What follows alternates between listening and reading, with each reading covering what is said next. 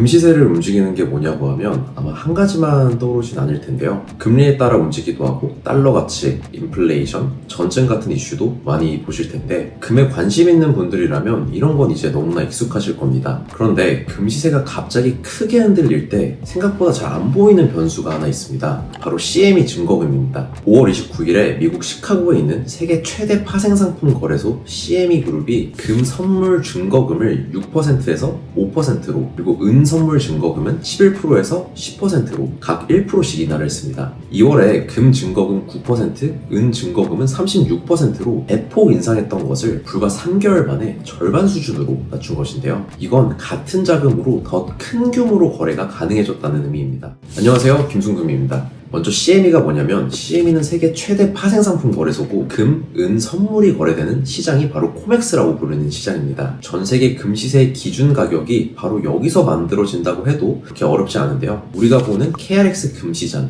은행 금 통장, 금 ETF 가격도 결국은 이 코맥스 가격을 따라오게 돼 있습니다. 그럼 이 CME 증거금이 뭐냐면 선물이나 파생상품은 다 증거금으로 거래를 하잖아요.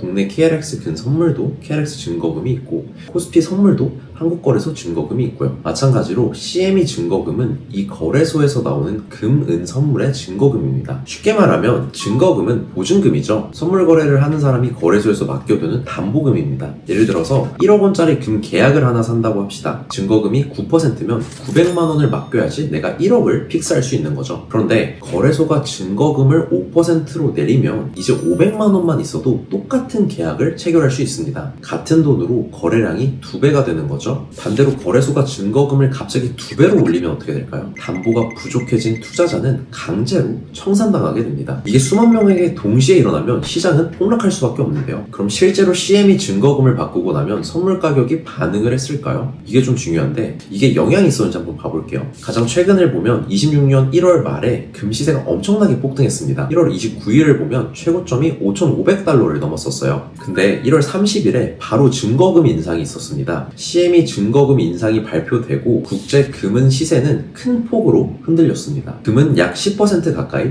은은 약 20% 넘게 그 이후로 급락을 했죠. 물론 당시에는 달러 강세와 연준, 이슈 같은 변수가 함께 있었지만 증거금 인상도 변동성을 키운 요인 중에 하나라고 많은 사람들은 평가하고 있습니다. 그리고 이건 1월 말의 일만 있는 게 아닙니다. 사실 증거금의 움직임에 따라 선물의 시세가 움직인 건 46년 동안 1월을 포함해서 3번 있었습니다. 다만 2번은 금에 대한 건 아니고 은시장이 그 주인공이었는데요. 한번 볼까요? 첫 번째는 1980년의 헌트 형제 사건입니다.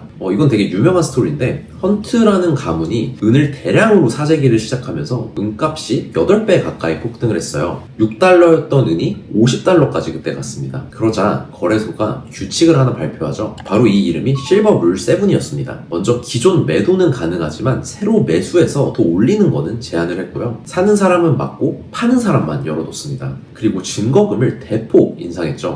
마지막으로는 특정인이 너무 많은 계약을 들고 있지 못하게 시장 자체에서 제한을 해버렸습니다. 결과는 은시세가 80% 폭락을 했고 50달러에 거래되던 은은 10달러로 주저앉았습니다. 두 번째는 언제였는지 한번 보겠습니다. 2011년인데요. 이른바 은의 슈퍼사이클입니다. 금이 1900달러, 은이 50달러까지 치솟았었죠. 이때 거래소가 단 9일 동안 증거금을 5번 연속으로 올렸습니다. 결과는 그 이후에 은시세가 30% 폭락했고 그것도 몇 주 만에 폭락을 했습니다. 그럼 마지막은 어땠을까요? 마지막이 바로 최근에 있었던 26년 1월입니다. 이때는 처음으로 금도 함께 흔들렸어요. 이번에는 은이 120달러까지 폭등한 시점에 거래소가 증거금을 올리면서 결정적인 변화를 하나 줬습니다. 그동안은 증거금을 계약당 고정금액으로 매겼는데 이걸 가격의 몇 %라는 비율 방식으로 바꿔버린 거죠. 무슨 뜻이냐면 이제 가격이 오르면 증거금도 같이 올라갑니다. 예전보다 레버리지 부담이 훨씬 빨리 커지는 구조가 됐죠. 가격이 급등할수록 일부 투자자들은 추가 증거금을 채워야 하고 못 버티면 청산 압력도 더 강해질 수 있습니다. 그 결과 아까 말씀드린 대로 금과 은이 폭락을 하게 되었죠. 물론 금시세 방향 자체를 CME가 결정하는 건 아닙니다. 금리는 어떻게 되는지, 달러는 강한지, 전쟁 같은 그런 지정학적 변수는 없는지, 중앙은행이 금을 매수세를 계속 이어가는지 이런 더 큰 흐름이 여전히 중요하죠.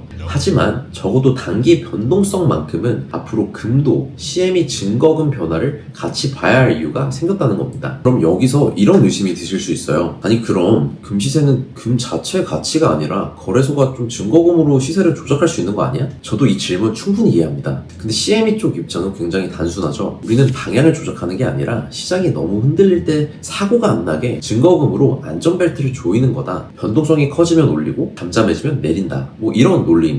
이 말 자체가 완전히 틀렸다고 보기는 어렵죠. 다만 중요한 건 의도와 별개로 증거금 변화가 반복해서 시장을 크게 흔든 사례가 지속적으로 반복되고 있다는 겁니다. 그래서 저는 이 증거금이 뭐 오른다 내린다를 맞추는 신호라기보다는 지금은 변동성이 터질 수 있는 구간이구나를 알려주는 경고등으로 보는 게 맞다고 생각합니다. 다만 CME 증거금은 매매 신호가 절대 아닙니다. 올리면 팔고 내리면 사라 이런 이야기가 아니에요. 실제로 이번 5월 29일 발표 이후에도 적용일인 6월 8일쯤 금시세가 급락할 거라는 의견도 있고 오히려 급등할 거라는 의견도 꽤 갈리고 있습니다. 그래서 제 개인적으로 증거금을 보는 목적은 참고 지표 정도에 더 가깝다고 봅니다. 증거금이 올라간다는 건 그만큼 단기간에 자금이 몰리고 변동성이 커졌다는 의미일 수 있고 반대로 증거금이 다시 내려간다는 건 과열됐던 시장이 어느 정도 진정되고 있다는 신호로 볼 수 있는 거죠. 예를 들어서 최근처럼 증거금 인하가 나왔다면 연말 연초에 몰렸던 귀금속 수요와 변동성이 지금은 조금 정상화되고 있구나 정도로 해석해 볼 수 있겠습니다.